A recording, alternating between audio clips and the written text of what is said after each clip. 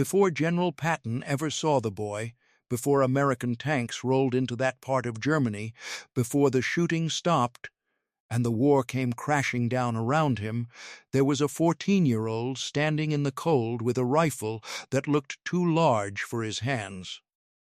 The morning air was damp and sharp.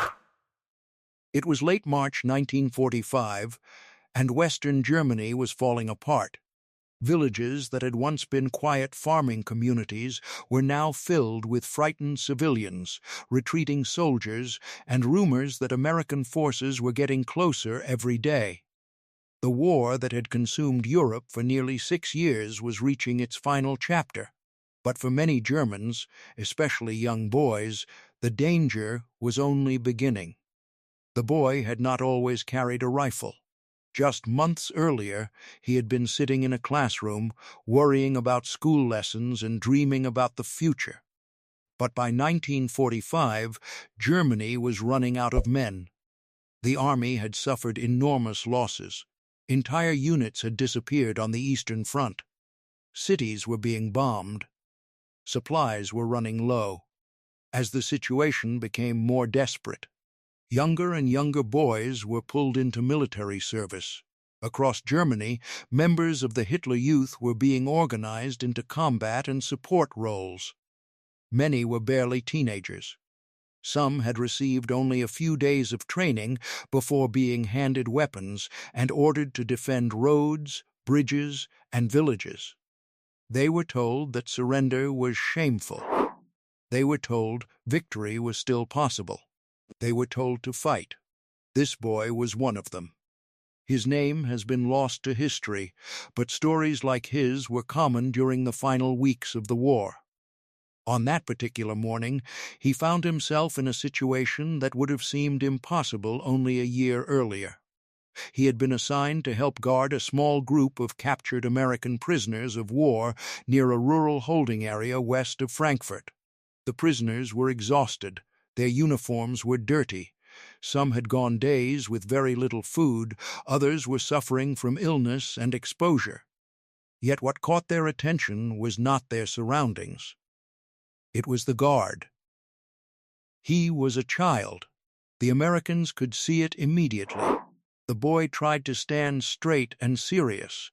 He carried himself the way he imagined a soldier should, but there was no hiding his age. His face still had the softness of youth.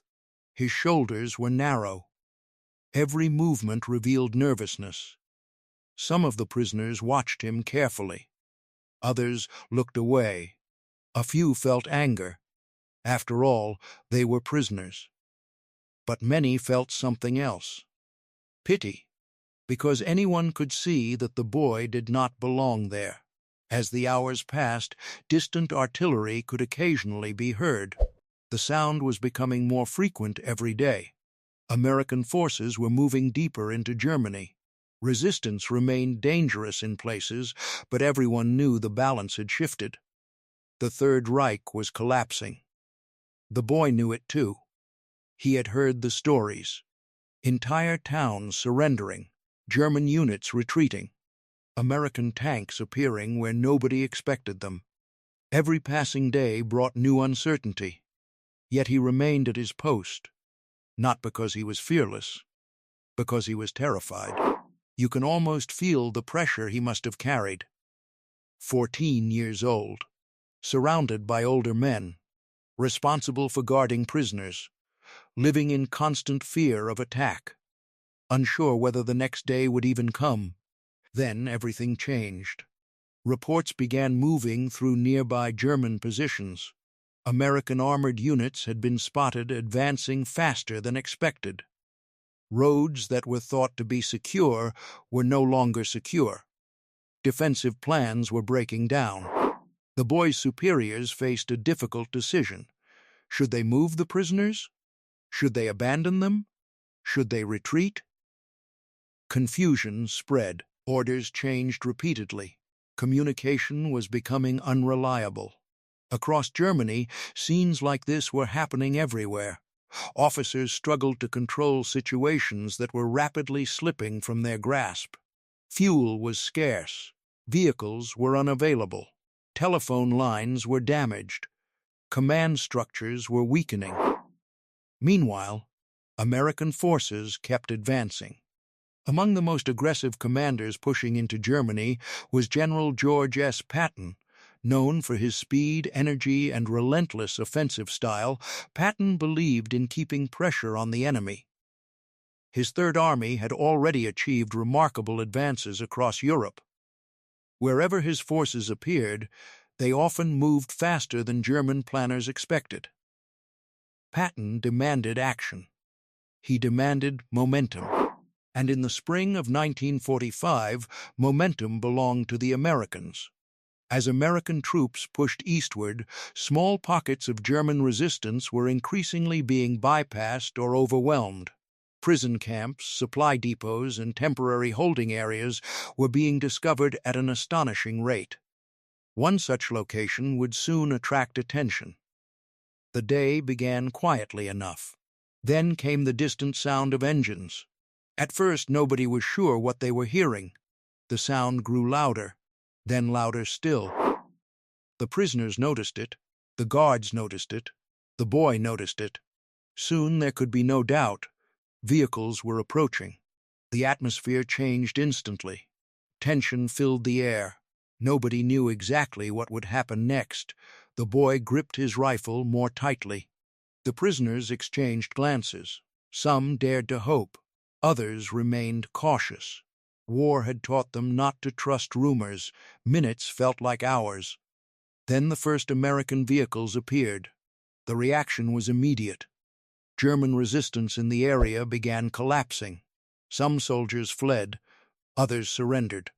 A few attempted to organize defenses, but quickly realized the situation was hopeless. The boy stood frozen. Everything he had been told, everything he had believed, everything he had prepared for, had suddenly become real. American soldiers moved into the area and quickly secured control. The prisoners were identified and liberated. Medical assistance was requested. Food and supplies were distributed where possible. Then attention turned toward the young guard.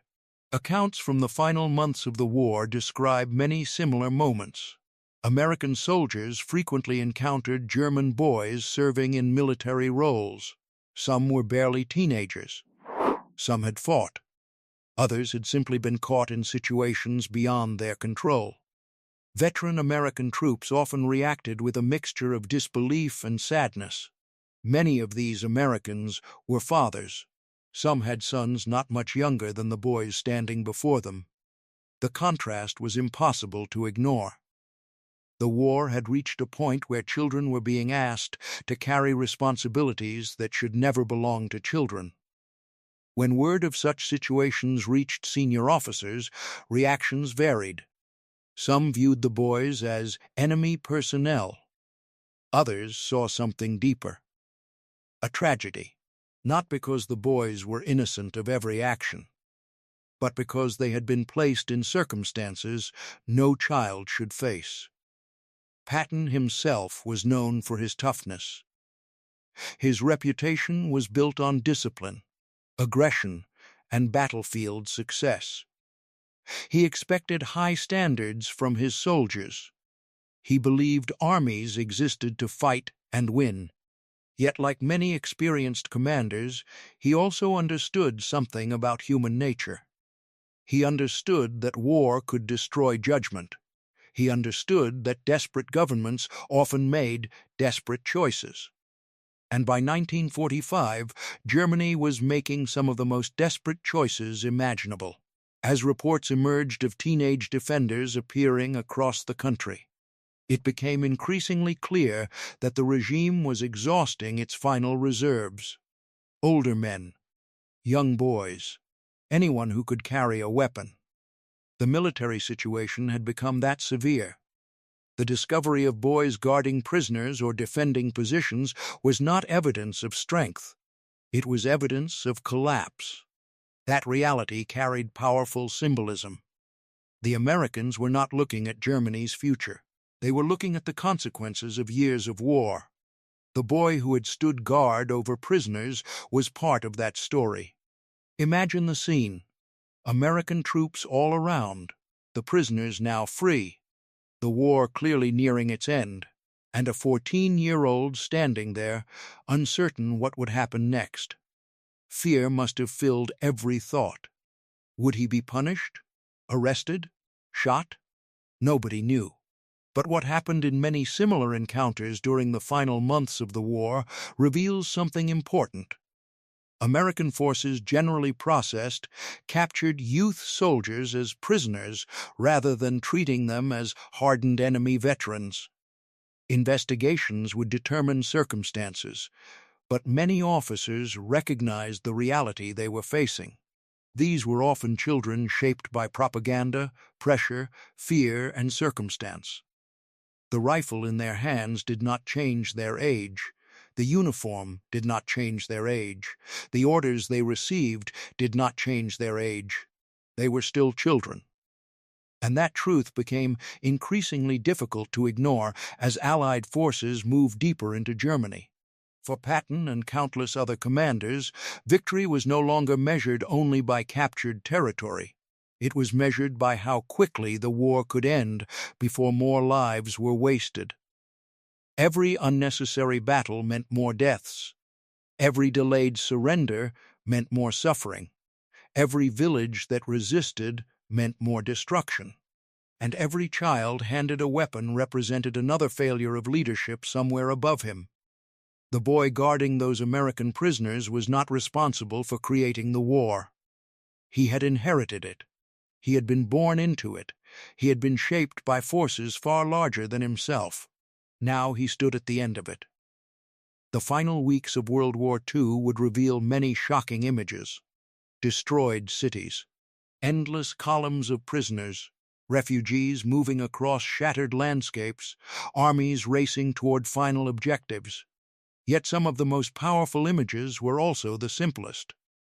A child in uniform, a rifle too large for his hands, a frightened expression hidden behind a soldier's posture. Those images stayed with many veterans long after the war ended.